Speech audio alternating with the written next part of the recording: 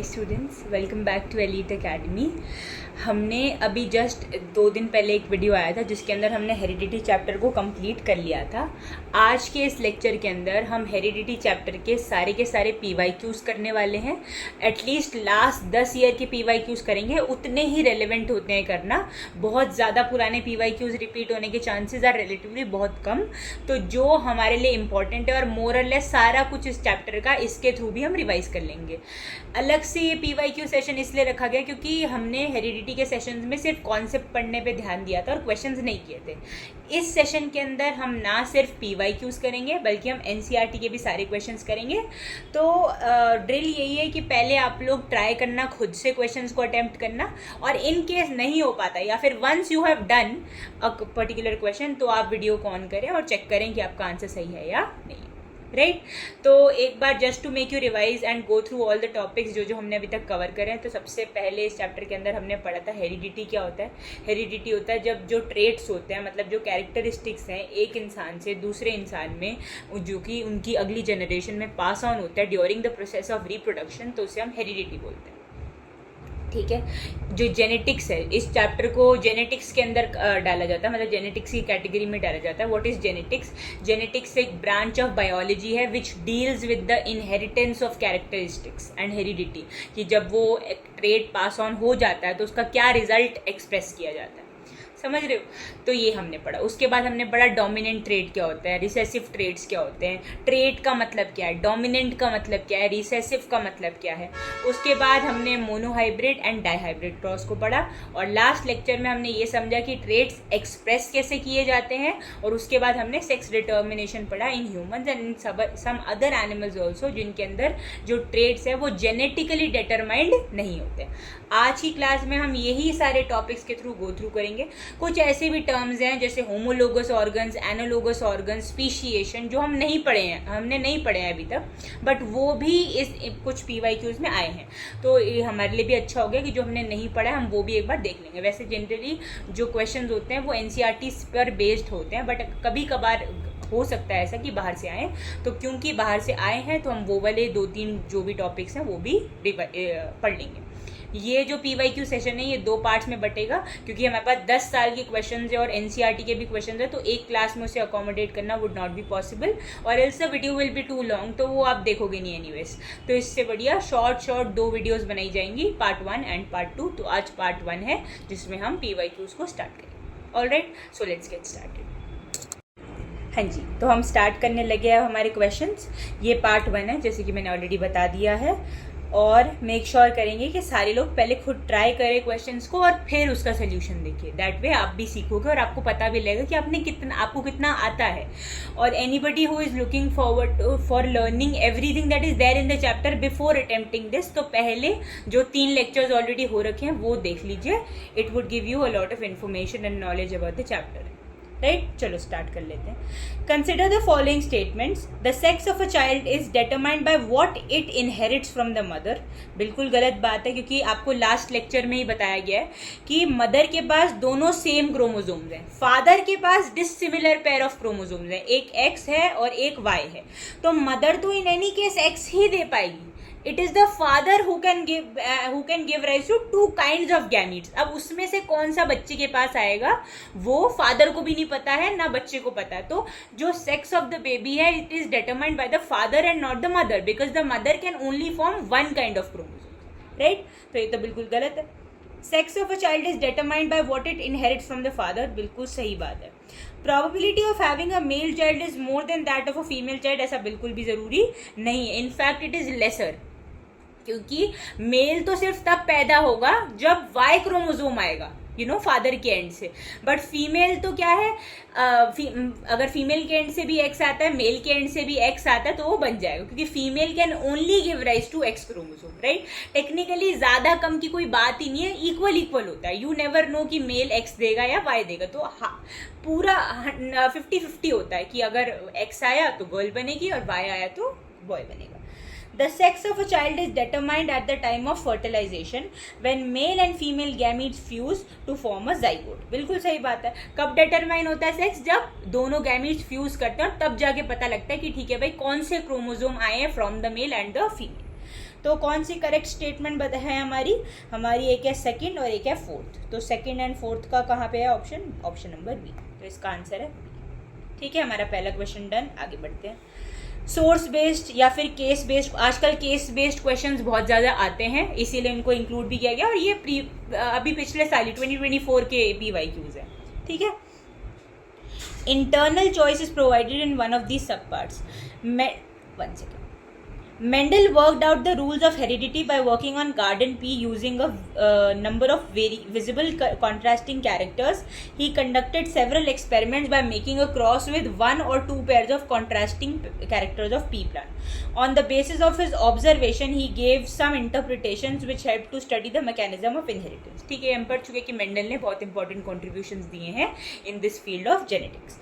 When Mendel crossed P plants with pure tall and pure short characteristics to produce progeny, which two observations were made by him in F1 plants? सबसे पहले तो कि F1 के अंदर क्या आए, सारे के सारे टॉल प्लांट्स है, एक भी डॉर्फ प्लांट नहीं आया। F1 समझ रहे हो ना क्या, पहले था ये था मेल हमारा टॉल, ये थी फीमेल। अब ये उल्टा भी कर सकते हैं, मेल को स्मॉल कर सकते हैं, फीमेल को टॉल कर सकते हैं, इससे कोई फर्क नहीं पड़ेगा। जब ये प्रोजिनी बनाएंगे तो इसको हम बोलते हैं F1 जनरेशन। तो ये बनी थी TT टाइप और इसे बोलते हैं टॉल प्रोजिनी। ठीक है भाई। और इसके बाद बनी थी F2 जिसके अंदर 3 टॉल थे और 1 डॉर्फ था। ठीक है जी। तो क्या बोल रहे हैं भाई, वो कह रहे क्या ऑब्जर्वेशन थी। सबसे पहली ऑब्जर्वेशन कि सारे के सारे प्लांट्स जो थे वो सेम टाइप के थे, और कौन सा टाइप था दो सारे प्लांट्स का, टॉल। तो 100% प्लांट्स वर टॉल, और इनका कैसा कंडीशन था, हेटेरोजाइगस। मैंने पढ़ाया है हेटेरोजाइगस मतलब जब दो डिसिमिलर अलील साथ में पेयर्ड होते तो हम हेटेरोजाइगस। तो जो प्लांट का टाइप था वो हेटेरोजाइगस टॉल था, राइट। तो ये भी लिख देते हैं TT टाइप। ये second observation. Right one difference between dominant and recessive traits. पहले तो इसे रब कर देते हैं। डोमिनेंट एंड रिसेसिव ट्रेट होते क्या है पता ही है हम लोगों को। डोमिनेंट ट्रेट्स होते हैं जो इन एनी केस अपने आप को एक्सप्रेस कर देते हैं, बट रिसेसिव ट्रेट्स कौन से होते हैं, जो सिर्फ तभी एक्सप्रेस होते हैं जब वो अपने जैसी एक और अलील के साथ प्रेजेंट हो। ठीक है। Which are expressed in every case, only expressed when paired with another recessive allele। Example क्या है डोमिनेंट का, टॉल जो जीन, टॉलनेस की जो जीन होती है वो डोमिनेंट होती है, और रिसेसिव का ड्वार्फनेस की जो जीन होती है वो रिसेसिव होती है। ठीक है, आगे बढ़ जाते हैं। तो हमारा ये डन, ये भी done. In a cross with two pairs of contrasting characters, which is capital R, capital Y, small y, Mendel observed 4 types of combinations in the F2 generation. By which method did he obtain F2 generation? F2 generation कौन से method से आई थी, याद है आपको? जब F1 progeny बनी, ये पेरेंट्स ने बनाए सारे के सारे टॉल प्लांट्स जिनको हम बोलते हैं F1 प्रोजिनी। तो क्या कराई थी उसने, इन्हीं F1 के 2 टॉल प्लांट्स को उठाया और इनके बीच में करवा दिया क्रॉस। टॉल प्लांट्स की क्या अलीलिक कॉम्बिनेशन क्या था, capital T small t, capital T small t। तो इनके ही बीच में क्रॉस करवाया था। इसको बोलते हैं सेल्फ पॉलिनेशन, या इसको बोल सकते हैं सेल्फिंग। तो उसने मेंडल ने कैसे F2 जनरेशन बनाई थी, F1 जनरेशन के 2 प्लांट्स के बीच में सेल्फिंग करवा के। सेल्फिंग वो प्रोसेस था जिससे F2 बना था। ठीक है जी। अब right the ratio of the parental combinations obtain and what conclusions were drawn from this experiment. तो parental combination, right the ratio of the parental combination obtained and what conclusions were drawn. तो मैंने आगे एक in fact photo ही attach करी हुई है जिसके अंदर दिखाया है कि जब F1 जनरेशन की सेल्फिंग हुई थी तो इतने सारे मतलब 16 जो है कॉम्बिनेशंस बने थे। और क्या रेशो थी ये राउंड येलो वाले कितने हैं 9, रिंकल्ड येलो वाले हैं 3, राउंड ग्रीन है 3 और रिंकल्ड ग्रीन है 1। तो 9:3:3:1 की रेशो पाई गई थी। ये सब मैंने डिटेल में पहले के लेक्चर्स में पढ़ाया है, तो please go through them once before solving this. तो रेशो क्या थी 9:3:3:1। और कंक्लूजन क्या ड्रॉ हुए थे इसके अंदर से कि सबसे पहले तो पहली जो प्रोजिनी बनी थी विच वॉज टॉल प्रोजिनी, उसके अंदर हमें लगा कि यार पेरेंट तो टॉल भी था और ड्वार्फ भी था, बट जो अब बच्चा बना F1 के अंदर वो सिर्फ टॉल क्यों है, उसमें ड्वार्फ बच्चे क्यों नहीं बन रहे उस जनरेशन में।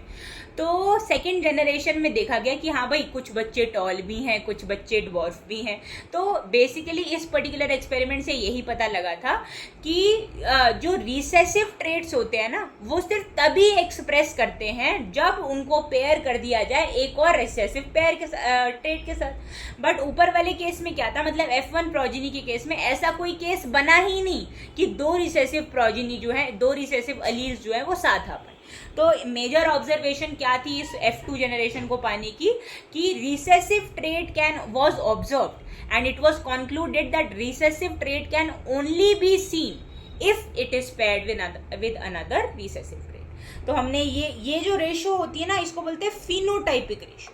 What is phenotypic ratio? Phenotype का मतलब होता है कोई चीज दिखती कैसी है। तो ये जो रेशो बनाई गई है it is on the basis of the fact कि ये प्लांट्स दिखते कैसे हैं, है ना, मतलब इनके कैरेक्टरिस्टिक्स कैसे हैं, समझ रहे हो। तो इसको हम बोलते हैं phenotypic ratio.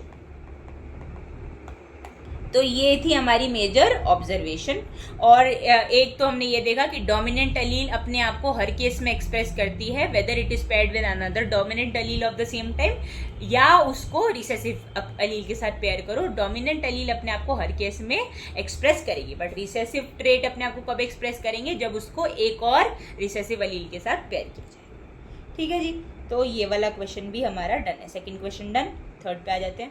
Justify the statement, is it possible that a trait is inherited but may not be expressed. अभी जस्ट हमने पढ़ा, जैसे मान लो जो रिसेसिव अलील होता है उसका ट्रेट क्या होता है, डॉर्फनेस का। ठीक है, एक एग्जाम्पल ले लूँ मैं। तो अब ये जो हमारा F1 प्रोजिनी में टॉल बना था, ये जो है ये पास ऑन तो हुआ पेरेंट से बच्चे के अंदर, क्योंकि ऊपर की जनरेशन में एक डॉर्फ पेरेंट भी था, बट क्या ये एक्सप्रेस हुआ? नहीं हुआ। क्यों? क्योंकि ये एक डोमिनेंट अलील के साथ था। तो इस क्वेश्चन का आंसर यही है, yes it is possible that for a trait to be inherited but still not be expressed because certain traits are recessive। और क्योंकि वो रिसेसिव हैं तो वो अपने आप को एक्सप्रेस नहीं कर पाते हर केस के अंदर, and can not express themselves in the presence of a dominant अलील। अब इसके बाद आप लोग कोई भी एक एग्जाम्पल लिख सकते, क्योंकि it is suppose to be a 4 marker answer. तो आपको पहली बात तो पॉइंटेड लिखना है सब चीज़ों को और एग्जाम्पल दे देना। फॉर एग्जाम्पल पी प्लांट का ही दे देना कि फर्स्ट जनरेशन के अंदर नहीं एक्सप्रेस हुआ क्योंकि वो किसके साथ पेयर्ड था, एक टॉल अलील के साथ, मतलब डोमिनेंट अलील थी जो कि, बट आगे जाकर के वो एक्सप्रेस हो गया क्योंकि तब जब भी रिप्रोडक्शन होता है तो अलील्स जो होती हैं वो सेपरेट करती हैं। तो जब वो सेपरेट कर रही हैं तो देयर इज अ पॉसिबिलिटी कि ये वाली अलील, मतलब रिसेसिव वाली अलील दूसरे पेरेंट की रिसेसिव अलील से कंबाइन कर जाए और ये ट्रेट आगे जाके एक्सप्रेस हो जाए, right, in the presence of dominant अलील। ठीक है, प्लीज इसका याद रखना कि कैसे इसको फ्रेम करना है, और साथ में एग्जाम्पल दे देना है हमको। मोनोहाइब्रिड क्रॉस का ही दे दो, उसमें भी ये बात समझ में आ ही गई। ठीक है, अभी मैंने पूरा का पूरा फ्रेम कर दिया आंसर। आगे बढ़ जाते हैं। ये वाला क्वेश्चन भी हो गया हमारा। ये इसी क्वेश्चन का थर्ड पार्ट का और पार्ट था, मतलब there was an internal choice between the third part of this question, तो either you could have chosen this one और इससे पहले वाला, कोई भी कर लो, दोनों ही इजी थे, राइट। तो अब ये वाले थर्ड क्वेश्चन पे आ जाते हैं। असर्शन रीजन बेस्ड, अगेन बहुत ही कॉमन टाइप का क्वेश्चन है। अब ये तो क्या कह रहे हैं, सबसे पहले तो असर्शन है human female has a perfect pair of sex chromosome. बिल्कुल ट्रू है, ह्यूमन फीमेल के पास XX टाइप का पेयर होता है, और sex chromosomes contributed by the human male in the zygote decide the sex of a child. बिल्कुल सही बात है, क्योंकि मेल के पास ही तो डिसिमिलर पेयर ऑफ क्रोमोसोम्स है, राइट। तो फर्स्ट वाली जो दोनों स्टेटमेंट सही है, बट ये किसी भी तरीके से ये जो नीचे वाली स्टेटमेंट है ऊपर वाले को एक्सप्लेन नहीं कर रही है, ठीक है, बट दोनों सही है, तो इसका आंसर होना चाहिए बी। तो B part is the right answer. आगे बढ़ जाते हैं। In an experiment to study independent inheritance of two separate traits, shape and colour, ये डाई हाइब्रिड क्रॉस है ना, तो इसमें क्यों डाई हाइब्रिड क्यों बोल रहे हैं, क्योंकि दो कैरेक्टर्स को कंसिडर किया है। And the colour of the seed, the ratio of different combinations in F2 progeny would be, ये तो मैंने ऑलरेडी बता दिया, 9:3:3:1, जो कि फिनोटाइपिक रेशियो है।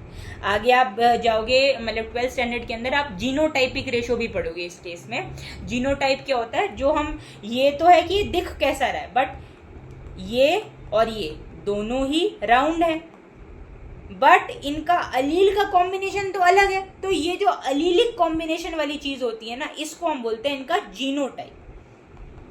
दोनों का फिनोटाइप तो सेम है, बट जीनोटाइप क्या है, डिफरेंट। जीनोटाइप मतलब कौन से पेयर ऑफ अलील्स प्रेजेंट है, right.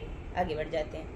Fifth question, list any two pairs of visible contrasting characters of garden pea plants used by Mendel for his experiment, stating the dominant and recessive in each pair.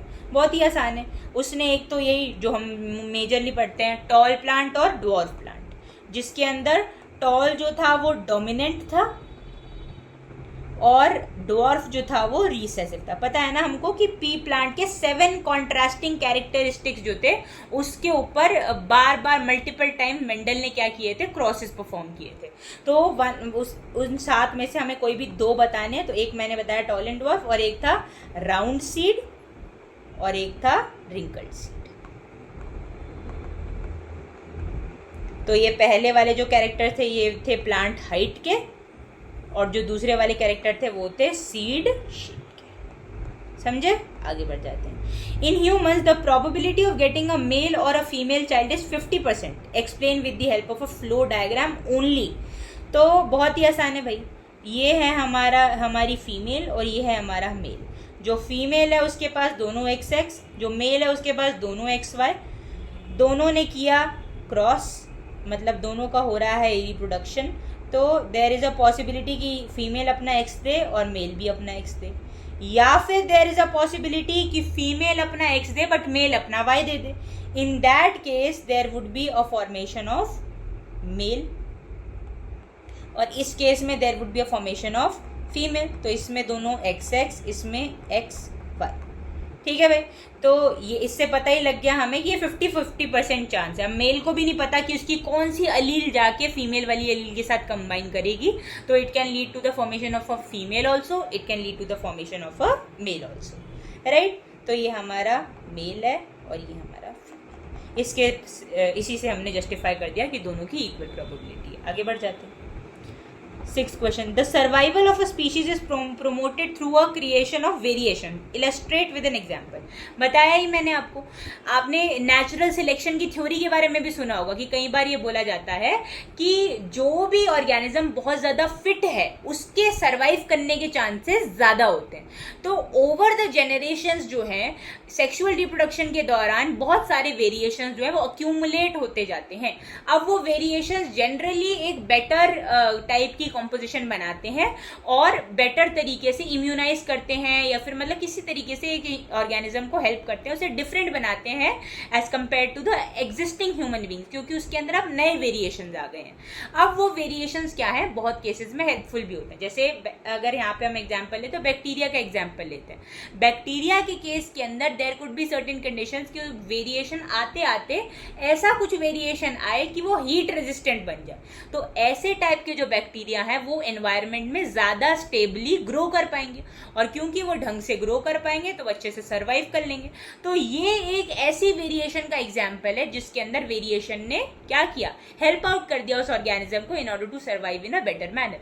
हमेशा variation important हो, जरूरी हो, सही बात नहीं है। कई बार variations can lead to aberrations also. जैसे क्रोमोसोम के अंदर कभी अगर ज्यादा हो जाए, एक से ज्यादा क्रोमोसोम हो जाए, कभी डीएनए कॉपिंग में कोई वेरिएशन आ जाए, उससे कुछ गलत भी हो सकता है, कोई सिंड्रोम भी, कोई बीमारी भी आ सकती है। तो always it is not true कि कोई भी वेरिएशन आ रहा है तो अच्छा ही होगा। कई कभार variations can also be harmful for us. तो इसका क्या है, let's take the exam. In the case of bacteria,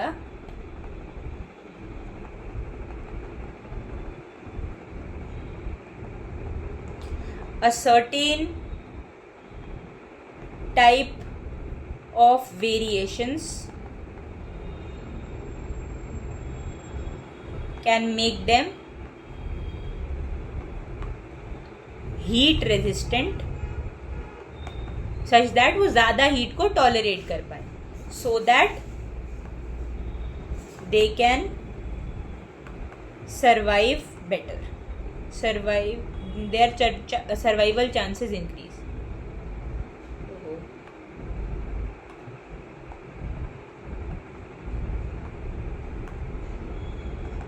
survival chances increase.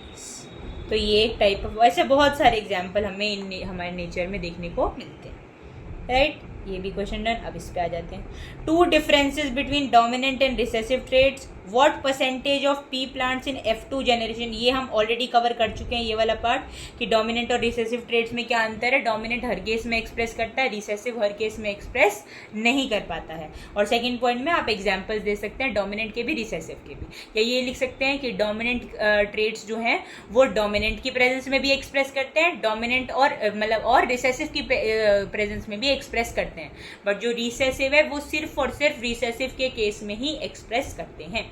समझ गए। What percentage of pea plants in the F2 generation was with yellow seeds in Mendel's cross between the P plants having yellow and green coloured seeds. ठीक है, तो क्या कह रहे हैं, F2 generation of कौन से, अगर हमने 2 ले लिए, कैपिटल Y और स्मॉल y, तो इनका अगर हम क्रॉस करवाते हैं तो जो F1 बनेगा वो बनेगा YY, और जो F2 बनेगा वो क्या बनेगा, YY। एक मिनट, इन दोनों को क्रॉस करवाएंगे तो क्या क्या कॉम्बिनेशन बनेंगे, YY, और क्या बनेंगे, स्मॉल y कैपिटल Y, और क्या बनेंगे भाई, कैपिटल Y स्मॉल y, और क्या बनेंगे, small y।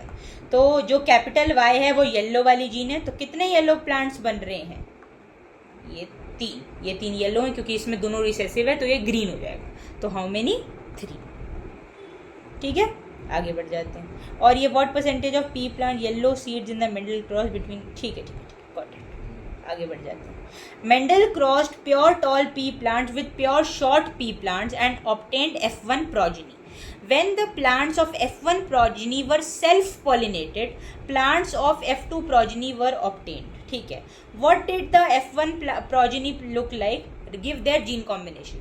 All were tall, तो लुक कैसे कर रहे हैं, टॉल लुक कर रहे हैं, मतलब उनका फिनोटाइप इज टॉल, और उनका जीन कॉम्बिनेशन मतलब इनका जीनोटाइप पूछ रहा है, तो जीनोटाइप था कैपिटल T स्मॉल t। समझ रहे हो, कैसी अलील का कॉम्बिनेशन होता है वो जीनोटाइप, और कैसा दिखता है वो कॉम्बिनेशन होने के बाद वो फिनोटाइप। तो नेक्स्ट पार्ट है, Y could the gene for shortness not be expressed in plants with F1 progeny. Again already discussed multiple times so far, क्योंकि जो जीन थी वो रिसेसिव थी, and recessive allele genes are not expressed along with dominant genes.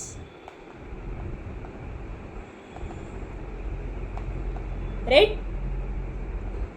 आगे बढ़ते हैं। Right the ratio of the plants obtained in F2 progeny and state the conclusion that can be drawn from this experiment. Already हमने ये भी पढ़ लिया है, बहुत सारे देख रहे हो कैसे कितने सिमिलर टाइप के क्वेश्चन और कितना इजी भी लग रहा है now that we practice multiple questions.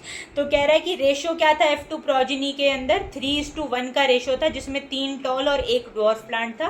Conclusion ये था कि एक प्लांट के अंदर मल्टीपल अलील्स प्रेजेंट हो सकती हैं, बट क्या वो एक्सप्रेस होगी या नहीं होगी, it completely depends on the fact कि उस मोमेंट पे जो अलील्स का कॉम्बिनेशन है वो क्या है।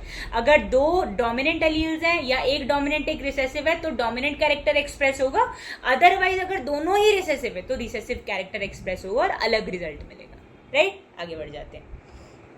9th question, a cross made between 2 pea plants produces 50% tall and 50% short pea plants. The gene combination of the parental pea plant must be.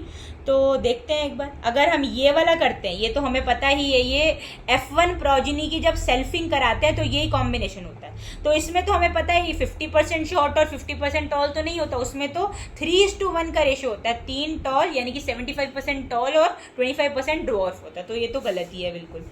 उसके बाद ये वाला ट्राई करते हैं, capital T capital T capital T small T. तो इसके सबसे पहले तो इनका ये capital T capital T capital T capital T again, उसके बाद कैपिटल टी स्मॉल टी, ये 3 टाइप के पौधे इसके अंदर बन सकते हैं। इसमें भी क्लियर रेशो नहीं है 50-50 का।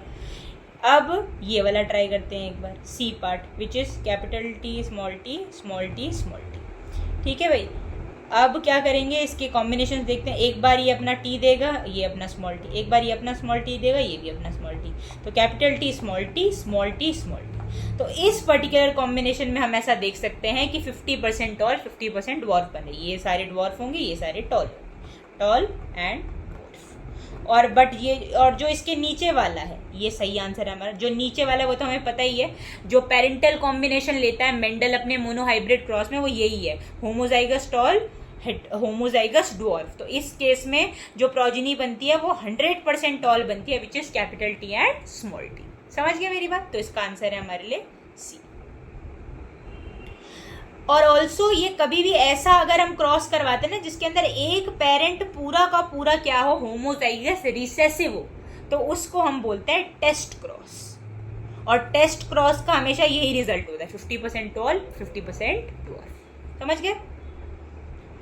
A cross between 2 pea plants resulted in the offspring having a few dwarf plants. तो कह रहे हैं कि 2 टॉल प्लांट का क्या कराया इन्होंने, क्रॉस करवाया, तो ड्वार्फ प्लांट बन गए। Gene combination of the parent must be, हम ये तो मेंडल के मोनोहाइब्रिड क्रॉस वाली बात हो गई, तो देख लेते हैं पेरेंटल कॉम्बिनेशन। जो पेरेंटल अगर हमें आई एम अज्यूमिंग ये F1 जनरेशन की ही बात कर रहा है, तो ये ले लेते हैं, यही वाला होगा। ठीक है भाई, ए। तो क्या कह रहे हैं, 2 टॉल पी प्लांट्स के केस में कुछ ड्वार्फ प्लांट, मतलब जो ड्वार्फ प्लांट है उसका नंबर कम है, तो इसलिए इसका आंसर हम ए लिख लेते हैं, क्योंकि ए वाले केस में 3 टॉल होते हैं, स्टिल 1 ड्वार्फ होता है। मतलब अगर 100 पौधे होंगे तो उसमें से 75 टॉल और 25 ड्वार्फ हो जाएंगे। ठीक है भाई, आगे बढ़ जाते हैं। प्रीवियस ईयर क्वेश्चन, अब हमने 2024 खत्म कर लिया, अब हम आ गए 2023 पे। Cross between pea plant with white flowers and pea plant with violet flowers resulted in F2 progeny in which ratio of violet and white must be same. जैसे टॉल और ड्वार्फ का होता है वैसे ही इनका भी होगा। तो ये F2 प्रोजेनी में बोले तो F2 प्रोजेनी में क्या रेशियो आता है, 3 टॉल होते थे, मतलब 3 डोमिनेंट और 1 रिसेसिव वाला कैरेक्टर एक्सप्रेस होता था, तो यहाँ पे भी सेम होगा, 3 वायलेट होंगे और 1 वाइट एक्सप्रेस होगा, तो इसका भी रेशियो होगा 3:1। आगे बढ़ जाते हैं। असर्शन रीजन, अगर ह्यूमन के केस में जो जीन बी है, ये एग्जाम्पल लिया है इन्होंने, राइट, जीन बी है वो ब्लैक आइज लाती है, और जो जीन बी है वो रिस्पॉन्सिबल है फॉर ब्राउन आइज, मतलब स्मॉल बी जो है वो ब्राउन आइज के लिए रिस्पॉन्सिबल है। तो कह रहे हैं कि जो कलर ऑफ आइज होगा प्रोजेनी का वो स्मॉल बी वाली केस में, मतलब दोनों रिसेसिव अलील्स के केस में, और 1 डोमिनेंट 1 रिसेसिव अलील दोनों केस में ब्लैक होगा। तो ये तो भाई बात हो गई गलत। क्यों? इसमें तो नो डाउट होगा ब्लैक, क्योंकि डोमिनेंट अलील प्रेजेंट है, तो डोमिनेंट अलील जो है अपना कैरेक्टर एक्सप्रेस करेगी ही करेगी। बट जो ऊपर वाला है उसमें दोनों ही रिसेसिव अलील्स हैं, और ये दोनों अलील्स क्या किस चीज़ के लिए कोड करती हैं, ब्राउन आइज के लिए। तो ये ब्राउन आइज तो बोली नहीं, ये तो कह रहे दोनों में ब्लैक होगा, बट इसमें ब्राउन होगा क्योंकि इसमें डोमिनेंट एलील ही नहीं है, तो रिसेसिव एलील अपना कैरेक्टर एक्सप्रेस कर देंगी। तो पहली सिचुएशन फॉल्स है, और the black colour of eyes is dominant trait. ये तो उन्होंने खुद ही लिख दिया, जीन कैपिटल लेटर से जो जीन को डिनोट करता है वो डोमिनेंट होती है, मतलब इस हमने ऐसा नोटेशन बनाया हुआ है, तो ये ट्रू है। तो कौन सा है, एक ही ऐसा ऑप्शन है जिसमें A is false R is true है, विच इज दिस वन। तो इसका आंसर हमारे लिए हो गया डी, राइट। आगे बढ़ जाते हैं। Consider the following two statements, the trait that expresses itself in the F1 generation, the trait that keeps on passing from one generation to the other. Appropriate terms देने हैं हमें, ठीक है जी, बिल्कुल दे देते हैं। जो ट्रेट एक्सप्रेस कर लेता है वो रिसेसिव तो हो ही नहीं सकता, रिसेसिव तो हो ही नहीं सकता, मतलब इन्हीं दोनों में से कोई ऑप्शन है, क्योंकि डोमिनेंट ट्रेट की बात हो रही है यहाँ पे। इतनी बात क्लियर है। ऐसे अगर कई बार, ये तो बहुत इजी क्वेश्चन है वैसे, बट अगर कभी ऐसा कुछ आ जाए कि आपको नहीं समझ में आ रहा है कि इसका क्या आंसर होगा, तो ऑप्शनल एलिमिनेशन भी कर सकते हो आप, कि जो नहीं है उसको कंप्लीटली रूल आउट करो, तो आपके पास नंबर ऑफ ऑप्शंस लेसर होंगे और आप इजीली सिलेक्शन कर पाओगे, right. The trait that keeps on passing from one generation to the other, इसने ये नहीं बोला एक्सप्रेस करेगा नहीं करेगा, बट वो पास ऑन हो रहा है, तो मतलब वो इनहेरिट हो रहा है। इनहेरिट मतलब माँ बाप से बच्चों में कोई जीन जा रही है तो उसे बोलते हैं इनहेरिटेंस, तो इनहेरिटेड ट्रेट होगा, ठीक है भाई। अब मैंने इनहेरिटेड ही क्यों बोला, कुछ बच्चे ये सोचेंगे भाई रिसेसिव ट्रेट भी तो पास ऑन तो होता ही है, बस एक्सप्रेस नहीं होता, बट उसने तो ऐसा लिखा ही नहीं ना कि एक्सप्रेस हो रहा है या नहीं हो रहा है, तो more appropriate term would be inherited trait. ऐसे तो डोमिनेंट ट्रेट्स भी इनहेरिटेड ही है ना, बट उसने स्पेसिफाई किया कि वो एक्सप्रेस करता है, तो जो एक्सप्रेस कर दे वो डोमिनेंट, जो ना करे वो रिसेसिव। तो इसका ऑप्शन हमने क्या किया, C. Fourth question, human population shows a great deal of variation in its stage. बिल्कुल सही बात है, वेरिएशन तो आते ही रहते हैं, क्योंकि सेक्सुअल रिप्रोडक्शन इसका एक इंपॉर्टेंट कैरेक्टरिस्टिक ही है कि बहुत सारे वेरिएशन का अक्यूमुलेशन होता है। तो this is a true statement. All variations in a species have equal chances of surviving in the environment. बिल्कुल गलत बात है, ऐसा जरूरी नहीं है। कई बार वेरिएशन अगर वो यूजफुल वेरिएशन है तो वो हेल्प करेंगे, बट कई बार वेरिएशन एडवर्स चीज़ें भी कर सकते हैं, तो हर केस में ट्रू नहीं है कि अगर वेरिएशन आया है तो वो सर्वाइवल के चांसेस बढ़ाएगा ही, घटा भी सकता है, तो ये फॉल्स है। ऑल वेरिएशंस का ये कोई बात नहीं होती। तो again R is false but assertion is true, ये वाला, तो इसका ऑप्शन है सी। आगे बढ़ जाते हैं। The most obvious outcome of reproductive process is the generation of individuals of similar design, but in sexual reproduction they may not be exactly alike because of variations. The resemblance as well as differences are marked. The rules of heredity determine the process by which traits and characteristics are reliably inherited. Many experiments have been done to study the rules of inheritance. Why an offspring of human being is not a true copy of his parents in sexual reproduction? Because during sexual reproductions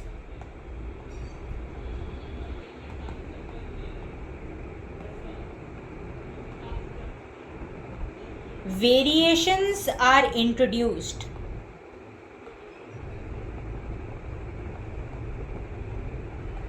therefore the offsprings are not exactly alike.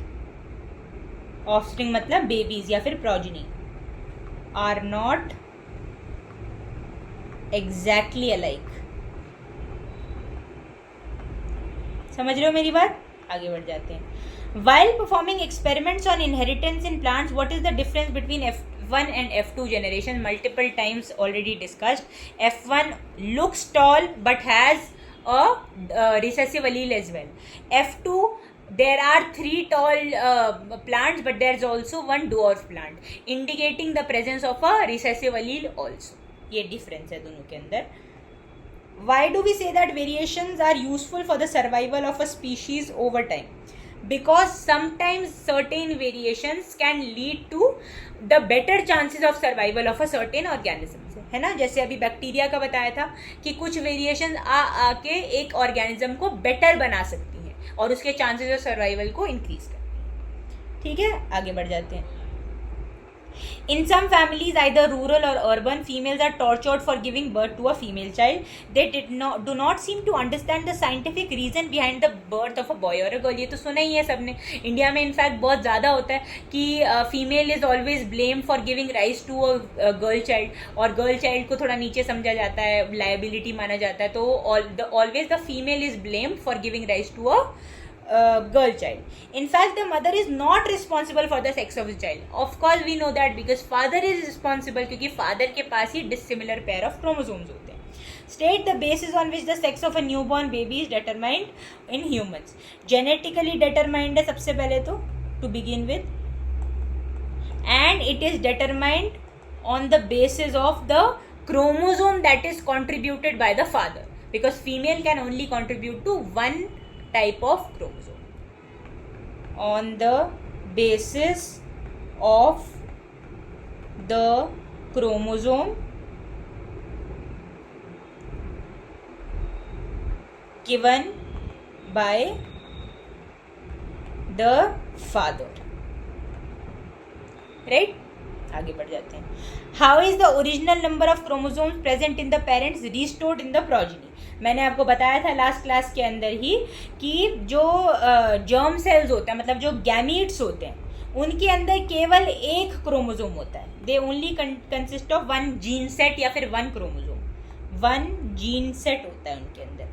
Therefore on combination, on combining, total 2 gene set या फिर 2 chromosomes हो जाते हैं. और यही होना चाहिए normal organism के अंदर नंबर. और ये करते कैसे हैं? जो नॉर्मल सोमैटिक सेल्स होते हैं, they undergo meiosis in order to produce germ cells, जो कि हैप्लॉइड होते हैं. ये वाले होते हैं डिप्लॉइड, क्योंकि इनके अंदर 2 सेट है क्रोमोसोम के, और जर्म सेल्स होते हैं हैप्लॉइड, क्योंकि इनके अंदर एक ही सेट होता है क्रोमोसोम का. Right? Explain by giving 2 examples of organism in which sex is not genetically determined. ये हमने पढ़ा है पिछली क्लास में. एक है टर्टल. टर्टल के अंदर टेम्परेचर डिपेंडेंट डिटर्मिनेशन होता है. हायर टेम्परेचर पे फीमेल्स बॉर्न होती हैं और लोअर टेम्परेचर पे मेल्स बॉर्न होते हैं. तो टेम्परेचर डिपेंडेंट है इसमें. और ये अगर किसी को पढ़ना है तो मैंने लास्ट क्लास में ये समझाया भी और इसके नोट्स भी दिए थे आप लोगों को. और नेक्स्ट जो है वो हम बोल सकते हैं स्नेल. बहुत इंटरेस्टिंग केस होता है जिसमें जो यंगर वाले होते हैं वो मेल्स होते हैं, और जो जैसे जैसे वो ओल्ड होते जाते हैं तो वो फीमेल में ट्रांसफॉर्म हो जाते हैं. ओके, ये क्वेश्चन भी done. 7th question. The statement that correctly describes the characteristic of a gene. In individuals of a given species, a specific gene is located on a particular chromosome. बिल्कुल सही बात है. Gene की एक specific position होती है chromosome में. जो जीन होता है पहले, जो हमारा जेनेटिक मटेरियल है, पहले वो थ्रेड लाइक कंडीशन में होता है, जिसे हम क्रोमैटिन मटेरियल बोलते हैं. बट जब भी सेल का डिवीजन होने वाला होता है तो वो पैकेजिंग होती है उस जेनेटिक मटेरियल के, और कंडेंस्ड क्रोमोसोम्स बना दिए जाते हैं, और वही क्रोमोसोम के अंदर अब जीन से एक स्पेसिफिक लोकेशन को अकोमोडेट करती है. Right? A gene is not the information source for making proteins in the cell. बिल्कुल गलत बात है. जीन ही तो प्रोटीन बनाने के लिए कोड करती है. Each chromosome has only 1 gene. बिल्कुल भी नहीं. अभी I just told chromatin material पूरा का पूरा कंडेंस होकर क्रोमोसोम बनाता है. तो जितना भी क्रोमैटिन मटेरियल उस क्रोमोसोम के अंदर है, उस क्रोमैटिन मटेरियल के अंदर जितनी भी जीन्स थी, जितनी भी इंफॉर्मेशन था, वो सब क्रोमोसोम के अंदर विजिबल होगा. तो एक जीन तो ऑब्वियसली नहीं होगी क्रोमोसोम में, तो ये भी गलत है. All the inherited traits in human beings are not controlled by genes. गलत बात है ये भी. जीन्स ही कंट्रोल करती है इनहेरिटेड ट्रेट्स को, तो ये भी गलत है. तो answer is this one. A part इसका आंसर है. ठीक है? आप अगर देख पा रहे हो तो ज्यादातर जो क्वेश्चन है वो यही है, असर्शन, रीजन, 1 वर्ड टाइप के, येस नो टाइप के, ट्रू फॉल्स वाले. तो इसका मतलब कॉन्सेप्चुअल अंडरस्टैंडिंग अच्छी रखनी पड़ेगी. सब्जेक्टिव क्वेश्चन में क्या होता है, आप कुछ भी लिख देते हो तो थोड़े बहुत मार्क्स मिलते हैं, बट ऑब्जेक्टिव टाइप क्वेश्चन में या येस नो टाइप क्वेश्चन के अंदर आइदर यू नो इट और यू डोंट नो इट, जिसके लिए कॉन्सेप्चुअल अंडरस्टैंडिंग बनानी पड़ेगी उतनी ज्यादा. राइट? तो 8th क्वेश्चन पे आ गए. Genes inherited from the parents decide the sex of a child. सही बात है. X chromosome in a male child is inherited from his father. नहीं, एक्स क्रोमोसोम अगर वो मेल है तो उसमें फीमेल ही नहीं एक्स दिया, क्योंकि मेल ने क्या दिया है, वाई. ठीक है? क्योंकि दोनों पेरेंट्स एक ही कर सकते हैं. रीजन इनकरेक्ट है, असर्शन करेक्ट है. तो यही है. नहीं, ये बोथ वाला नहीं है. एक minute, genes inherited from the parents decide the sex of a child, A is true, R is false. ठीक है, टेक्निकली वैसे तो यहाँ पे भी जीन्स नहीं क्रोमोजोम होना चाहिए, क्रोमोजोम्स जो इनहेरिट होते हैं उनके बेसिस पे डिसाइड होता है कि जो सेक्स है वो क्या होगा। तो अभी के लिए तो आई थिंक यही ट्रू होना चाहिए क्योंकि it is making the most amount of sense. But just in case कोई यहाँ पे दिक्कत है या फिर मतलब आई एम अज्यूमिंग कि क्रोमोजोम के अंदर भी जीन्स होते हैं, तो may be that is what they are referring to. In case if इसमें कोई गलत मैंने कुछ बताया होगा या फिर कुछ चेंज होगा तो I will just right it down on the screen. Okay, but for now I think the answer should be C only, that the parents are supposed to decide the sex of a child, and X chromosome is in male is inherited from his father is incorrect, क्योंकि X chromosome female देगी तभी तो father Y देगा और male बनेगा, right? In order to trace the inheritance of trait, Mendel crossed pea plants having one contrasting character or a pair of contrasting characters. When he crossed pea plants having round and yellow seeds with pea plants having wrinkled and green seeds, ये dihybrid cross की बात कर रहे हैं, he observed that no plants with wrinkled and green seeds were obtained in the F1 generation. ठीक है, again वही वाली बात हुई थी क्योंकि डोमिनेंट एलील थी F1 जनरेशन के अंदर भी, इसीलिए रिसेसिव ट्रेट्स अपने आप को एक्सप्रेस नहीं कर पाए। बट F2 में हमने देखा था ना, डाइहाइब्रिड क्रॉस में 16 कॉम्बिनेशंस बने थे, तो और उस केस में रिसेसिव ट्रेट्स भी एक्सप्रेस हुए थे। When the F1 generation pea plants were crossbred, again selfing हुई थी F1 की, तो F2 जनरेशन के अंदर बहुत अलग अलग कॉम्बिनेशंस थे, शेप के भी कलर के भी। तो कोई भी दो pair of contrasting characters of P plant जो मेंडल ने यूज़ किए थे वो लिखने। अगेन मैंने ऑलरेडी बहुत बार ये डिस्कस कर लिया है, tall, dwarf, white flower, violet flower कर दिया, उसके अलावा कॉन्स्ट्रिक्टेड एंड राउंड वाली चीज़ मैंने बता दिया आपको। और एक और जो सीड का कलर, ये तो पी का, हाँ सीड का कलर भी एक कैरेक्टरिस्टिक उन्होंने लिया था जिसमें येलो एंड ग्रीन सीड्स की वेरिएशंस थे।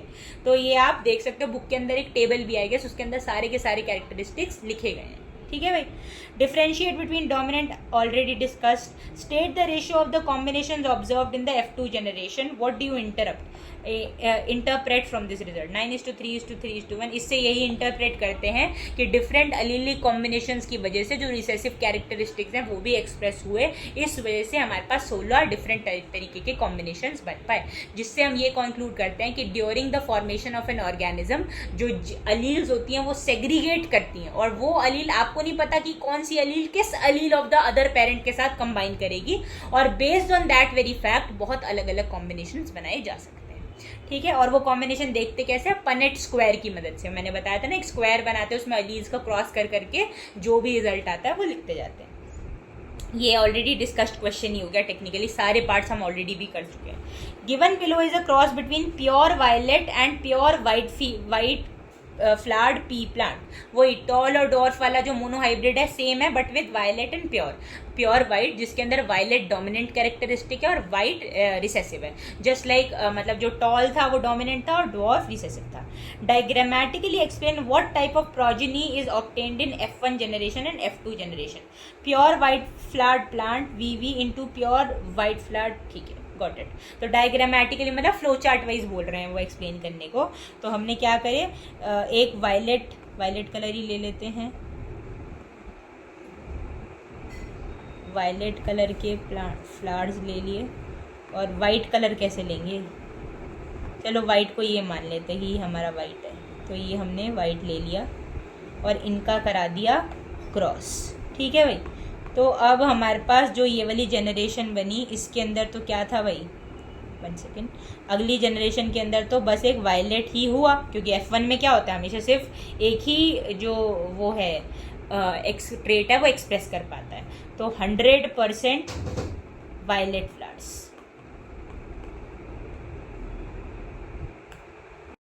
तो 100% वायलेट फ्लावर्स किस में बने? F1 के अंदर। अब ये कोई भी आपको अगर डोमिनेंट ट्रेट दे दे, रिसेसिव दे दे, आपको सेम तरीके से परफॉर्म करना है जैसे हमने पी प्लांट में टॉल और डॉर्फ प्लांट्स का मोनोहाइब्रिड परफॉर्म किया था। कोई भी डिफरेंस नहीं आएगा एज लॉन्ग एज आपको यही कॉम्बिनेशन दे, एक डोमिनेंट एक रिसेसिव। तो F1 के अंदर सारे डोमिनेंट कैरेक्टर्स और F2 के अंदर 3 डोमिनेंट और 1 रिसेसिव, मतलब 75% dominant character expression but 25% recessive का भी एक्सप्रेशन होगा। आगे बढ़ेंगे तो अगली जनरेशन के अंदर जो 3 है वो तो वायलेट ही होंगे, बट उनमें से एक जो होगा वो क्या हो जाएगा भाई, एक हो जाएगा वाइट भी। हेंस प्रूविंग कि टॉल वाले प्लांट में भी डॉर्फनेस की अलील थी, बट वो एक्सप्रेस नहीं कर पाई थी क्योंकि वो डोमिनेंट अलील के साथ थी। तो यहाँ पे लिख लेते हैं एक बार कि ये हैं 75% वायलेट और ये है 25% वाइट। हमें ये वीडियो थोड़ी जल्दी ख़त्म करनी पड़ेगी because it is already a 40 minute long video, और हम रेस्ट ऑफ द जो ईयर्स के क्वेश्चन है अगली वीडियो के अंदर कवर करेंगे। लेट मी जस्ट सी कि इस ईयर में अब कितने क्वेश्चन रह गए हैं। तो ये वाला ईयर कंप्लीट करके, हाँ yes, I think we are done with 2 years so far, 2024 and 2023। और मेजरली अब हमें ज़्यादा टाइम नहीं लगेगा बाकी करने में, क्योंकि मैक्सिमम क्वेश्चन जो हैं वो रिपीटेड होंगे। तो any question that is repeated from now on I will be writing R over it to make you understand कि हमने ऑलरेडी कवर कर लिया है इन द प्रीवियस पार्ट, ताकि वीडियो एक्स्ट्रा लॉन्ग ना हो और हम मैक्सिमम क्वेश्चन जो है वो कवर कर पाए, right. So thank you guys for watching the video. Please make sure आप अच्छे से क्वेश्चंस प्रैक्टिस करो। जेनेटिक्स अगर आ जाए तो बहुत आसान है, बट उसको आने के लिए आपको प्रैक्टिस बहुत करनी पड़ेगी, अलग अलग कॉम्बिनेशन करके देखना पड़ेगा, डिवाइस करना पड़ेगा, तब जाके समझ में आएगा। तो I will meet you in the part 2 of this PYQ session, जिसके अंदर हम रिमेनिंग क्वेश्चंस को कंप्लीट करेंगे, ठीक है। अगेन ये अराउंड 40-45 मिनट्स की वीडियो है, वो वाली भी 40-45 मिनट्स की ही वीडियो होगी जिसके अंदर हम सारे क्वेश्चंस कवर कर लेंगे। Till then guys, bye bye.